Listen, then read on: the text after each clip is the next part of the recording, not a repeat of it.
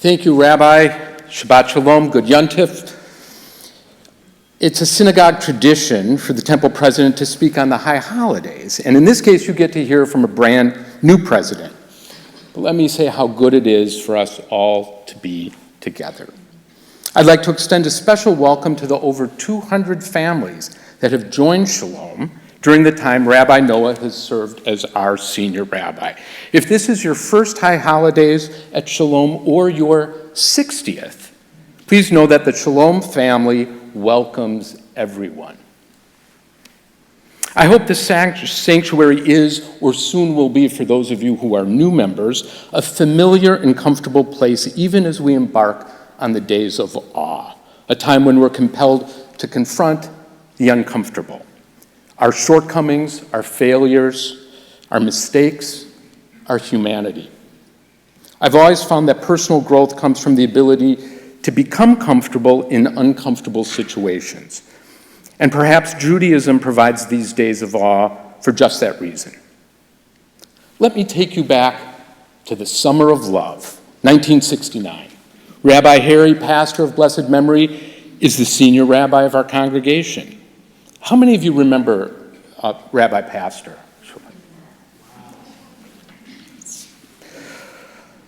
I think about him often. I can hear his voice in the sanctuary. So I had not yet started my first year of Hebrew school back in 1969. So it's fair to say I was very much at the start of my Shalom journey. I was in launch mode, or maybe better yet, pre-launch mode.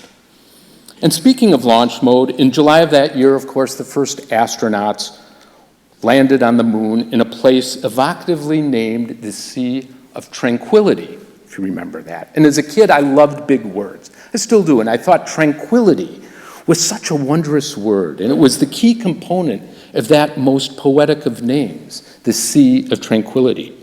And while Neil Armstrong and Buzz Aldrin landed on the unfamiliar terrain of the moon that summer, I landed in Newport, Rhode Island, in the unfamiliar sanctuary of the historic Touro Synagogue, the oldest synagogue in the continental United States.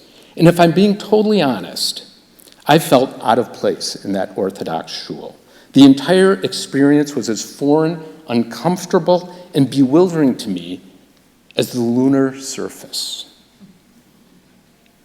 The men sat downstairs, or more accurately, they stood downstairs, davening, praying all at once, speaking over each other. People walked up and down from the bima in no particular order. The experience conjured up the noise and confusion of the Tower of Babel. In one congregant, an elderly gentleman next to me davening impatiently flipped the pages of my siddur as I could not for the life of me figure out where we were in the Hebrew text. My mother sat upstairs, of course, with the other women, and it was hours before we were reunited. And it was the first time that I realized how much I missed the easy familiarity of our dear Rabbi Pastor and Shalom's comfortable, welcoming, and by comparison, orderly style of worship. But success in so many endeavors is a result of learning to be comfortable in uncomfortable situations, even if discomfort comes from sitting in an unfamiliar synagogue or taking on new challenges likely to be fraught with a degree of frustration and hardship. And as I reflect on that summer long ago in Rhode Island and on the lunar landing on the Sea of Tranquility, I'm reminded of George Washington, actually another brand new president, come to think of it, who 233 years ago, almost to this date, wrote a letter of reply to the 25 Jewish families in Newport, Rhode Island, then the largest Jewish community in the 13 colonies. The congregation had previously written George Washington, congratulating him on ascending to the new presidency, and they understandably wondered just how this new nation might treat its Jews. President Washington's reply is taken from the prophet Micah, though I think many of us will recognize the words from the musical Hamilton by Lin-Manuel Miranda. George Washington wrote to the Jews, he said, "May the children of the stock of Abraham," that's us, the Jews, he was poetic, "may the children of the stock of Abraham who dwell in this land continue to merit and enjoy the goodwill of the other inhabitants, while everyone shall sit in safety under his own vine and fig tree, and there shall be none to make him afraid. Such a compelling vision for our country, that we might enjoy the tranquility of sitting under our own vine and fig tree. It's a vision of peace and contentment that is the reward of a life well lived. And it is in this spirit that I want to recognize as well Linda Hollifield, who has served as a Shalom trustee, temple president, and our executive director for over 12 years. As she looks forward to spending more time with her family, I hope you will join me in wishing her a retirement replete with the tranquility that comes from sitting under her own vine and fig tree. Linda, you have served Shalom with skill, sincerity of purpose, and with love, and we are very, very grateful to you. So why did I choose to become temple president? Another president, Theodore Roosevelt, probably said it best: far and away the best prize that life offers is the chance to work hard at work worth doing. And serving Shalom seems to me very much work worth doing. We're the largest synagogue in Wisconsin and a locomotive force for good in our city, our state, and indeed the world. And since inception, some 70 years ago, we've been blessed with a singularly talented clergy. We have a marvelous and industrious staff, including our Director of Congregational Learning and our educators.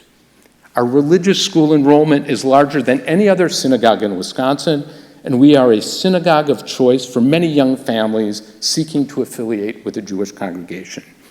And you, our congregants, I'm honored to work with so many talented and deeply caring individuals and stand in awe of the accomplishments of all our members and the manner in which you incorporate Jewish ethics in all your professional and personal endeavors.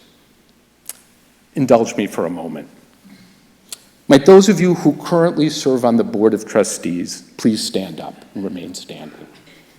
And might those of you who formerly served as trustees also stand. And might those of you who serve or have served on temple committees please stand. Those who roast the chickens for St. Ben, sort food at Hunger Task Force, tutor at ONG, volunteer at everything from temple outreach to search committees, Voices for Justice, our book club, our gift store, our choir. Stand. Our clergy, our professional staff, our religious school and Hebrew school educators and tutors, stand. Anyone who has extended extra financial support or endowed an educational event, please stand. And will the families of those who are already standing also stand? Because your support and encouragement make temple service both possible in the first place and a joy. See this picture? Our strength is here. It's in this sanctuary, and it is us. Thank you. Be seated, please. Finally, on this Erev Rosh Hashana, I want to give voice to Ruth Mayer. Ruth Mayer is a 22-year-old Austrian Jew who fled to Norway and wrote a marvelous but little-known diary, a diary much like Anne Frank's. And while Anne Frank's diary was first published in 1947, Ruth's diary wasn't published until 2007, 60 years later. I'm reading it now, having just learned of Ruth Meyer and her lost diary. Ruth wrote eloquently of isolation and alienation and identity of almost every type. 81 years ago, Ruth was arrested, and the day of her arrest, she was immediately put on a freighter bound for Germany with 740 other Norwegian Jews. Just 5 days later, 5 days, she was sent to the gas chamber in Auschwitz. So in keeping with the complexity of the Jewish experience, the excitement of my first term as president, my first year, it's tempered with the bittersweet memory of Ruth Mayer, author of a less famous but equally poignant diary. So we must give voice. Shalom is a place both of memory and enthusiasm. And to me, hard and happy are not mutually exclusive, to the contrary. I promise you this. I welcome your thoughts and suggestions and promise to weigh them carefully and endeavor always to do the very best for Shalom. And I invite you to sit with me from time to time in an unfamiliar sanctuary, at least metaphorically, lest we accept our opinions without question, unless we take ourselves and our positions too seriously. I wish you all a good year, a year of peace. L'Shana Tova.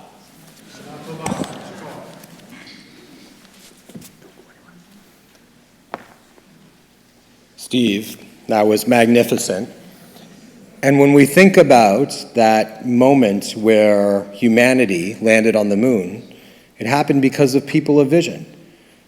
When John F. Kennedy stood and said, "We choose to go to the moon," we choose to go to the moon not because it's easy, but because it's hard.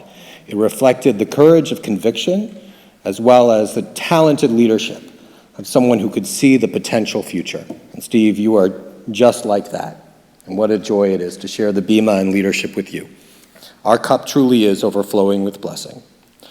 We are now going to turn to the Kiddush, which can be found on page 78. And as Steve is going to lead us in this beautiful reading expressing joy of our cups overflowing. Page 78.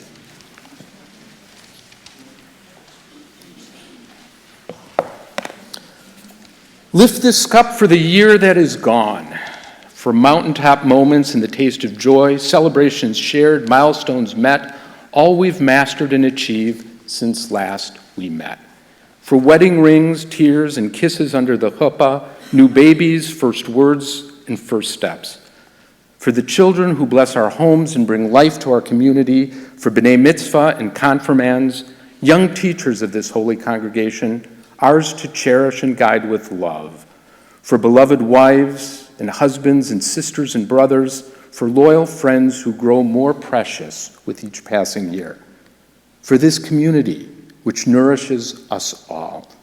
For all we've learned, for all we've struggled through, for challenges surmounted and disappointments met with courage. For last moments shared with those we loved and lost.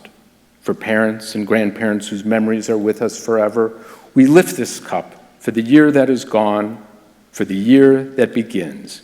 May we meet it in strength, in unity, in hope. We lift life's cup and celebrate survival, so we may sanctify each day that is ours.